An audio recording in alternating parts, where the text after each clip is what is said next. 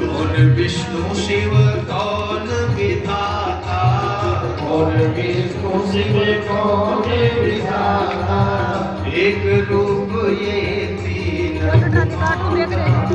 एक रूप ये तीनों माता, एक रूप ये तीनों माता।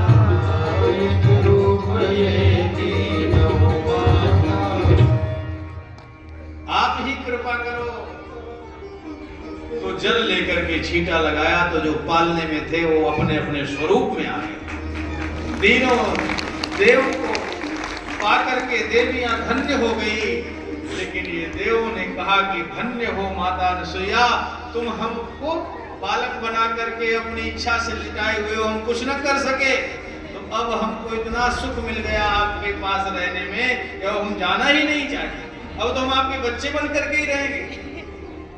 तो ब्रह्मा जी चंद्रमा बन गए, शंकर जी दुर्वासा बन गए, और भगवान विष्णु दत्तात्रेय बन करके, तीनों बन करके उनको मातृत्व, माता पिता बनने का गौरव प्रदान किया।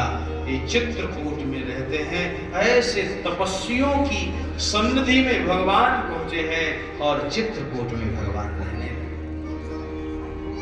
पर्णकुटी बनाई है, बड़े आनंद से रहते हैं, लोग आते हैं, दर्शन करते हैं, बोल भिल आते हैं, बातें करते हैं, भगवान उनकी सुनते हैं।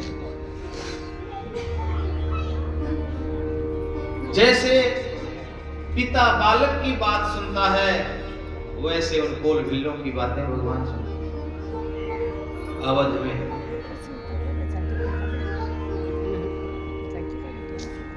अवधवासियों की, परिजनों की, स्वजनों की भगवान चित्रकूट में याद करते हैं, और जब याद करते हैं तो भगवान की नील कमल के समान नेत्रों से अश्रु बिंदु टपकने लगते हैं।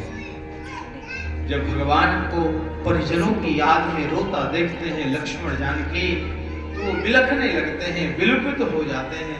जब लक्ष्मण जानकी को दुखी देखते हैं तो भगवान उनको समझाते हैं, खुद दुखी होते हैं पर किसी को दुखी नहीं देख सकते।